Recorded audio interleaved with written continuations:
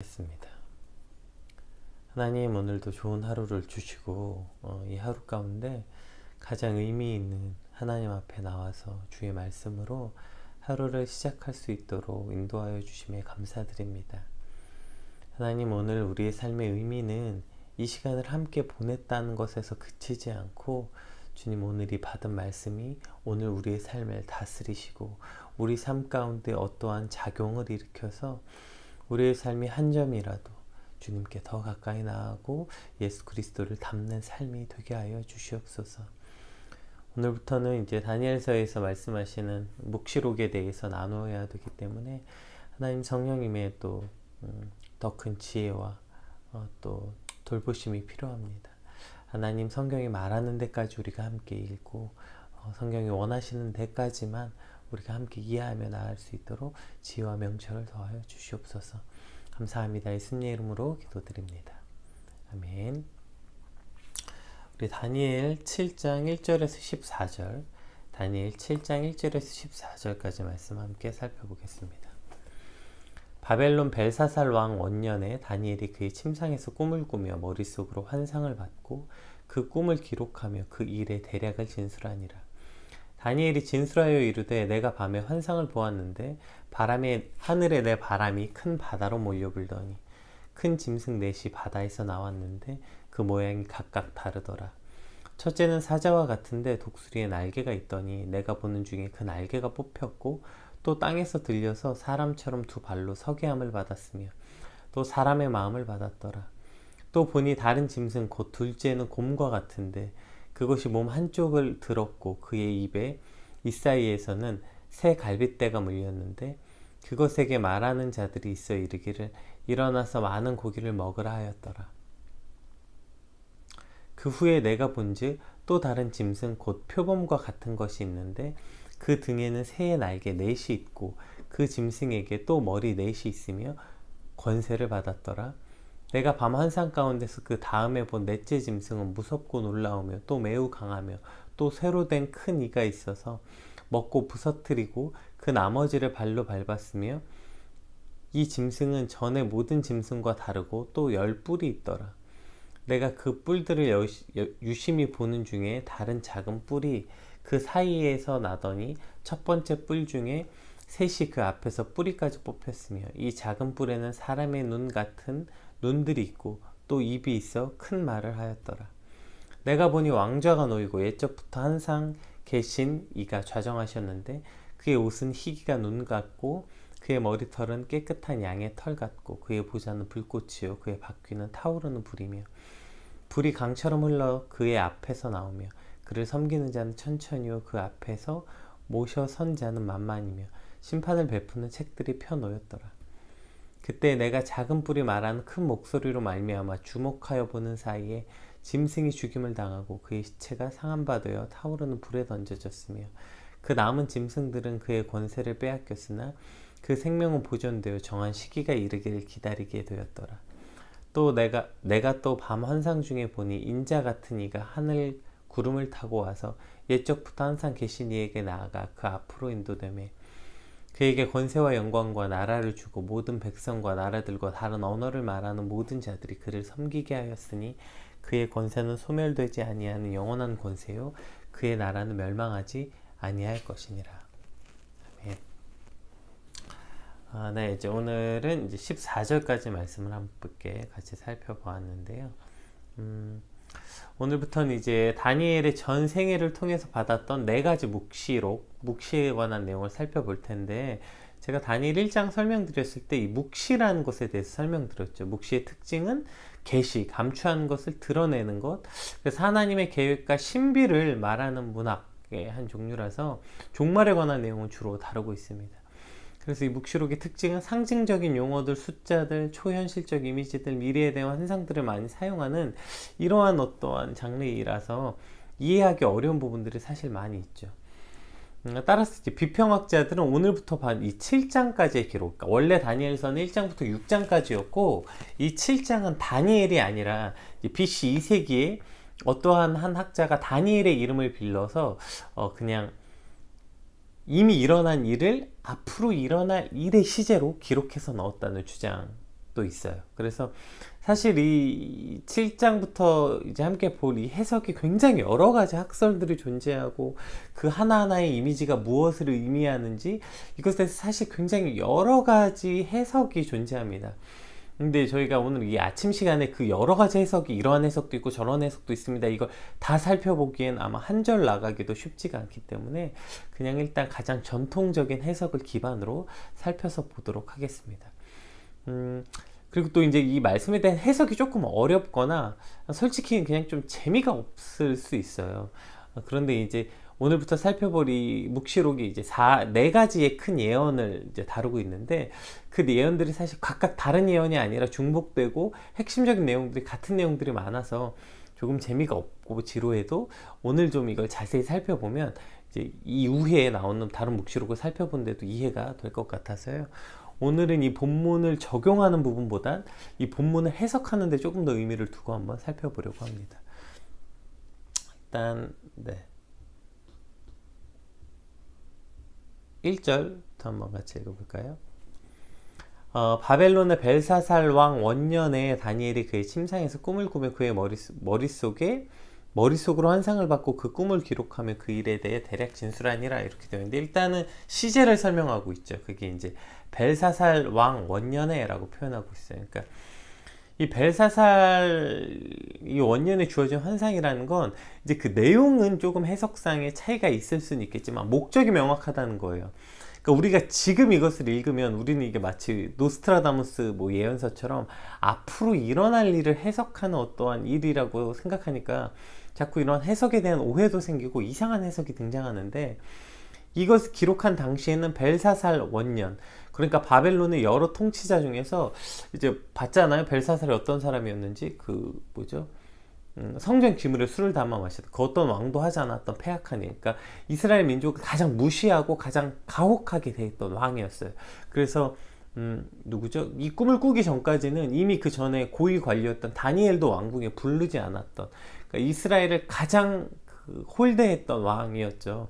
그러니까 그런 왕에게 지금 포로로 끌려가 있던 이스라엘의 백성들은 이미 포로라는 것 자체가 매우 고통스럽고 불안한데 그래도 이제 뭐 느부갓네살 왕이나 그래도 조금 다니엘을 통해서 이스라엘에 대해서 조금은 그래도 환대했던 왕들과 다르게 가장 가혹하게 여겼던 이 벨사살 왕, 그 왕의 시대에 살았던 이스라엘의 아마 고통과 불안함은 엄청났을 거예요.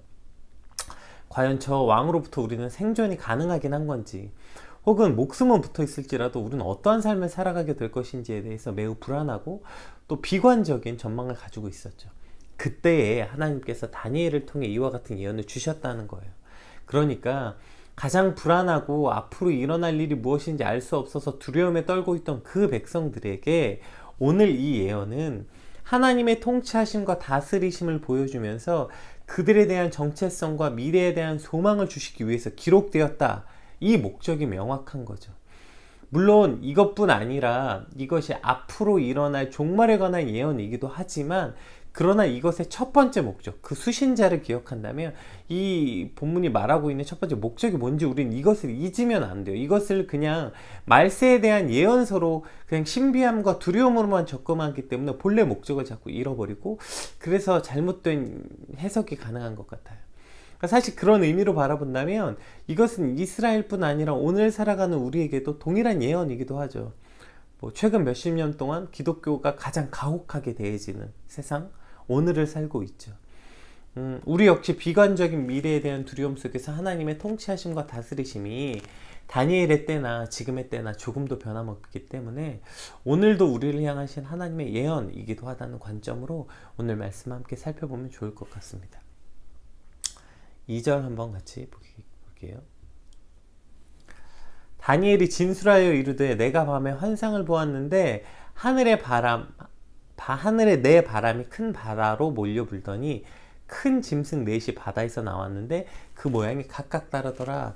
여기서 큰 이제 바다라고 표현되어 있는데 그래서 큰 바다는 이제 우리가 살고 있는 세상을 의미해요. 그래서 내 바람은 이제 동서남북으로 이제 부는, 그러니까 바람이 막 사방에서 불어 닥치는 유동치는 바다를 의미하죠.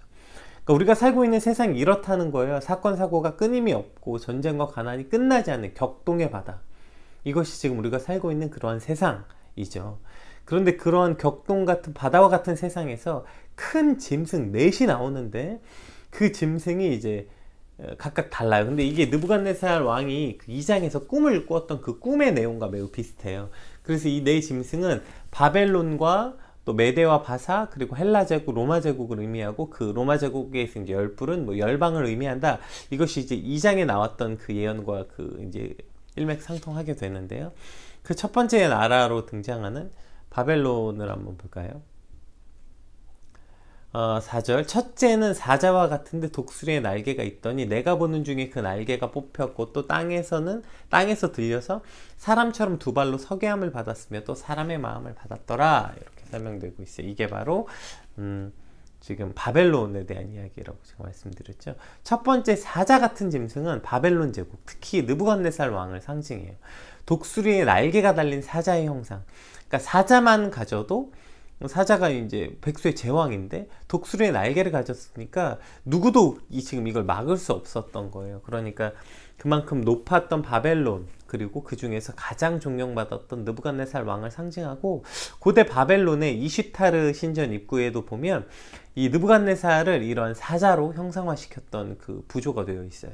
그러니까 이것이 이제 바벨론을 상징하고 그 중에서 특별히 느부갓네살 왕을 상징하는 거예요.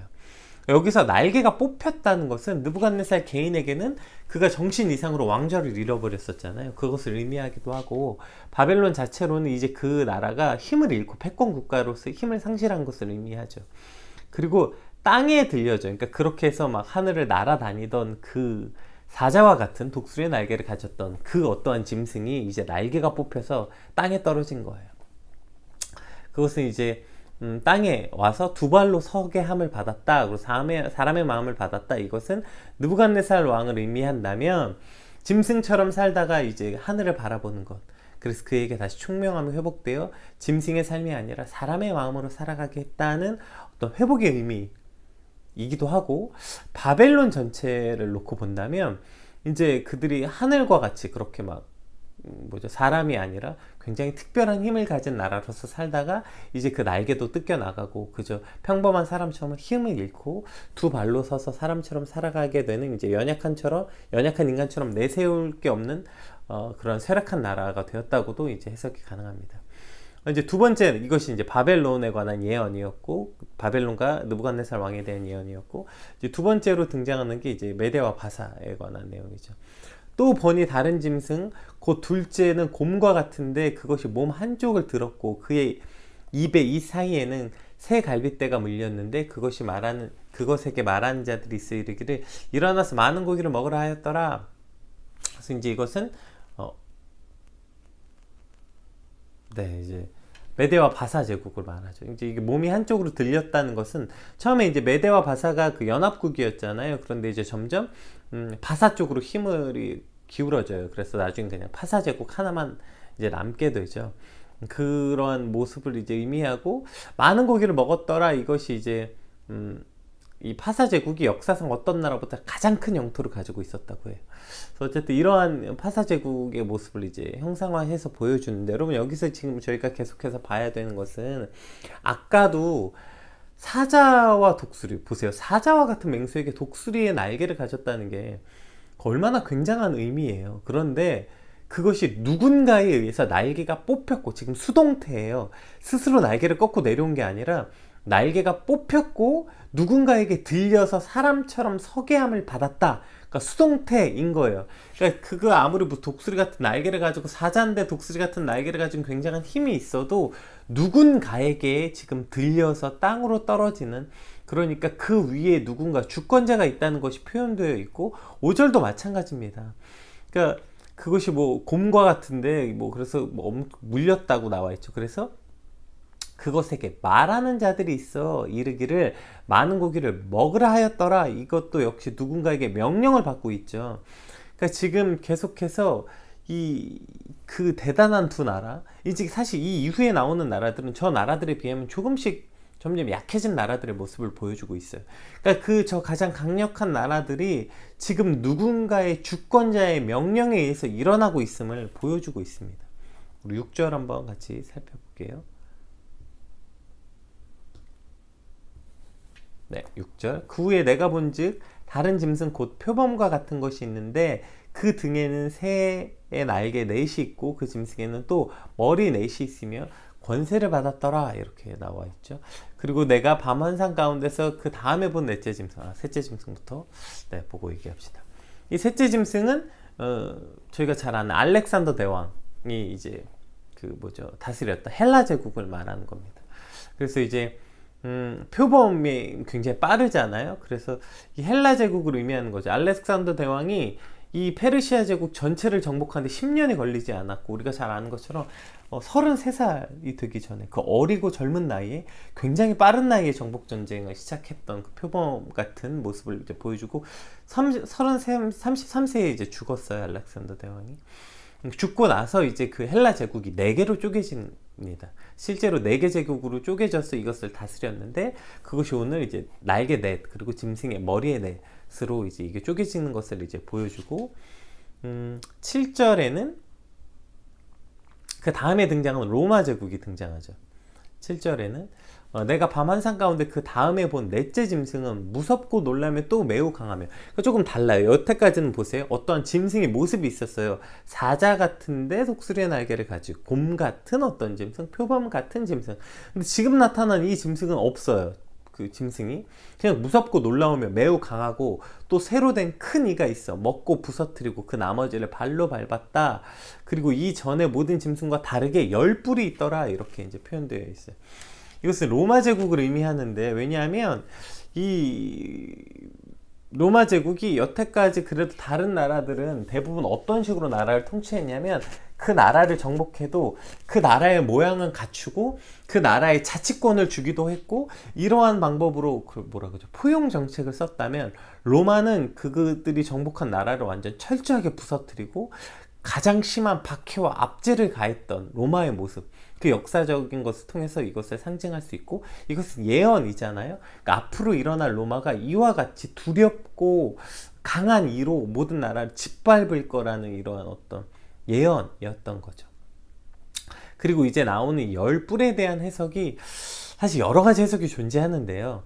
우리가 이제 가장 전통적인 해석 방법은 2장에 해석했던 그 열방 그러니까 그 로마 이후에 일어나는 그 여러 나라의 열 제국에 대한 이야기로 해석한다고 보면 될 것 같아요. 그래서 로마 제국 이후에 이 10뿔은 이제 로마를 통해서 이제 일어난 열방의 나라의 모습, 그 이후에 이제 나라를 다스렸기 때문에 큰 강국들을 이제 표현하고 있다고 우리가 생각하면 될 것 같습니다. 그래서 네, 8절 내가 그 뿔을 유심히 보는 중에 다른 작은 뿔이 그 사이에 나서 첫 번째 뿔 중에 셋이 그 앞에서 뿌리까지 뽑혔으며 그러니까 작은 뿌리 하나가 그 뿔들 사이에서 났는데 이게 분명히 작은 뿔이었는데 그게 점점 커져서 그 앞에 있던 뿔들을 다 뽑아 뿌리 뽑고 있는 것을 보여주고 있어요. 그래서 이 뿔에는 사람의 눈 같은 눈들이 있고 또 입이 있어 큰 말을 하더라. 여기서 큰 말이라는 것은 이제 어떠한 성경에는 오만한 말을 하더라 이렇게 해석되기도 했고 어떠한 성경에는 거대한 일을 말하다 이렇게 말하게 돼요. 이 둘 다로 해석하면 될 것 같아요. 그러니까 지금 이걸 뭘 말하고 있냐면 작은 뿔이 점점 커서 거대한 일을 말하고 오만한 태도를 취해서 열국을 다스리게 된다는 거예요. 그것이 바로 적 그리스도를 암시하고 있는 것입니다. 그래서 이제부터 나타나는 이 열 나라는 누가 다스리냐면 이 적 그리스도가 다스린다는 거예요. 그래서 스스로 자신을 높이고 오만한 말을 하고 하나님을 대적하고 굉장한 거대한 일을 하는 것 같이 보이는 이 적 그리스도가 이제 나타나는 열국을 다스리게 된다는 것을 보여주고 있는 것입니다. 여기까지가 이제 앞으로 일어난 일의 이제 쭉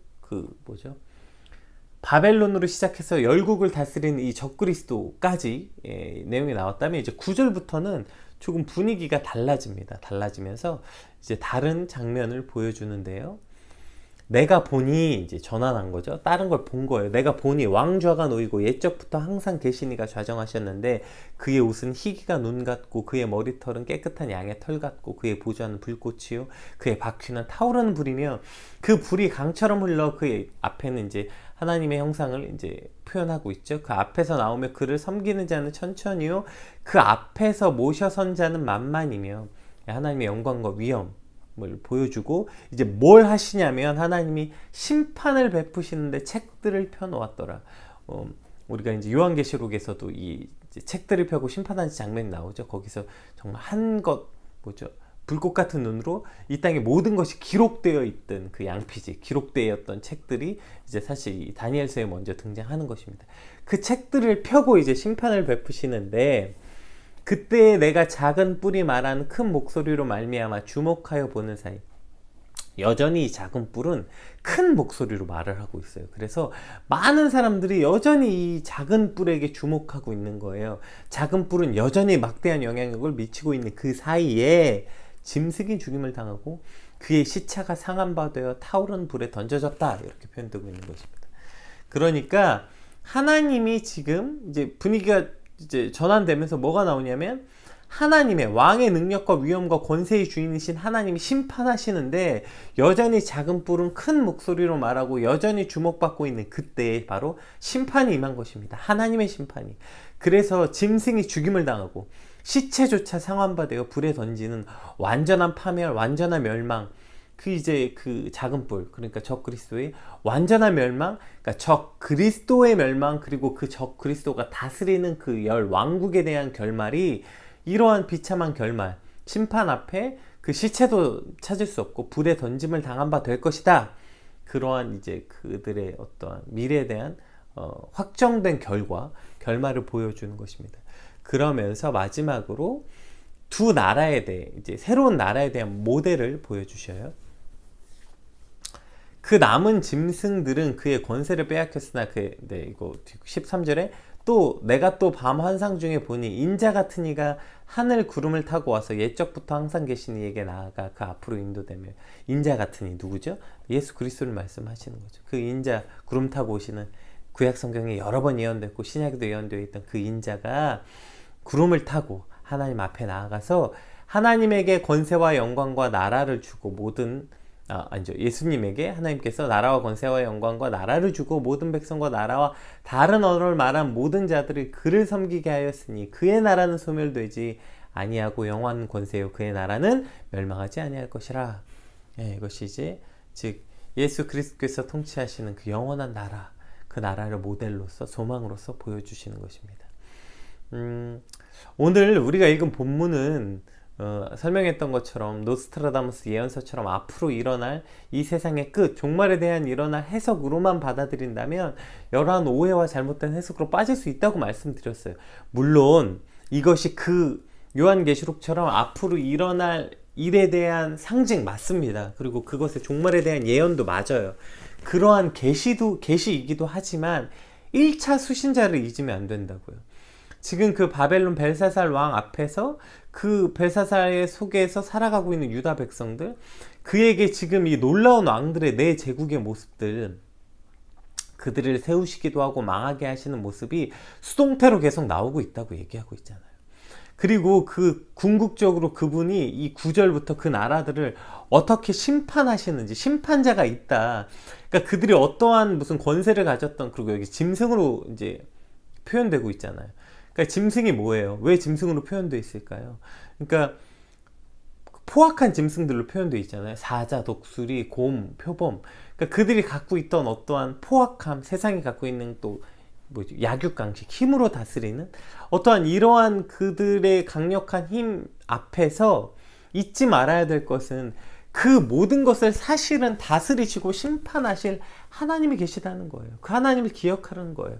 그들이 아무리 강력한 힘을 가져서 하나님을 모독하고 하나님이 아닌 힘을 숭배하고 어떠한 세력들로 박해하더라도 그 세력이 지배하는 세상을 살아가지만 이미 그 모든 세력 가운데서 그 세력을 다스리시는 하나님이 있다는 것, 그 하나님을 기억하는 것. 따라서 오늘 본문은 지금 오늘 우리 시대와 많이 다르지 않은 것을 알게 되는 것 같아요. 바벨론의 포로로 하루하루를 어떻게 살아가야 하나, 과연 저 벨사살 왕 앞에서 우리는 살 수 있는 것인가? 살 수 있더라도 어떤 삶을 살 수 있을까라는 두려움에 떨고 있는 이 백성들에게 주신 말씀이 오늘 그와 비슷한 삶을 살아가고 있는 우리에게도 여전히 유효한 말씀이죠. 바벨론, 메데와 파사, 헬라 제국, 로마와 열방까지, 그러니까 그 짐승과 같은 나라, 포악하고 교만하고 힘을 숭배하는 그 나라들이 저 위에 설명되어 있던 내 나라뿐 아니라 연결되어서 지금도 우리도 그런 나라에 살고 있잖아요. 여전히 우리도 그런 나라에 살고 있다고요. 그곳에서 참 자유인의 신분이 아니라 우리도 여전히 사실 어떤 것의 노예로 살고 있지 않아요? 그것이 힘이든 그것이 돈이든 뭐 어떠한 것이든 사실 우리도 여전히 어떠한 것의 노예로 살아간다는 부분에 있어서 바벨론 포로로 끌려왔던 유다 백성들과 참 닮아있는 모습으로 살고 있죠. 그리고 그곳에서 오늘 하나님께서 말씀하고 있는 것입니다. 그 모든 것들이 아무리 큰 소리로 말하고 강력한 힘과 능력으로 때로는 다 집어삼킬 것처럼 두렵게 하지만 결국 그 적 그리스도, 하나님을 대적하고 오만하고 거대한 일을 말하는 그 뿔은 이미 심판에 대해서 정해져 있고 이제 영원히 소멸되지 않는 나라, 영원한 나라, 예수 그리스도께서 왕으로 오시는 그 나라, 그 나라를 소망으로 살아가라고 우리에게 말씀하고 계시는 것입니다. 또 그 나라는 앞으로 미래에 닥치는 나라이기도 하지만 오늘 내 삶에서 내 삶을 그 영원한 왕 되시는 예수 그리스도께서 다스릴 때 오늘 우리 하루가 그 예수 그리스도께서 우리의 마음을 다스리시고 우리의 삶에 좌정하셔서 우리를 다스리게 되실 때 그 나라가 앞으로 이제 영원히 우리가 맛보게 되겠지만 오늘 우리 삶 가운데서도 그 나라를 미리 맛볼 수 있다는 거예요. 그러니까 앞으로 날아갈 그 나라가 미래에 이루어질 나라뿐 아니라 오늘 그 미래에 이루어질 나라를 오늘 우리 삶 가운데서 담겨서 맛보는 것. 여러분 이것이 그리스도인의 삶입니다.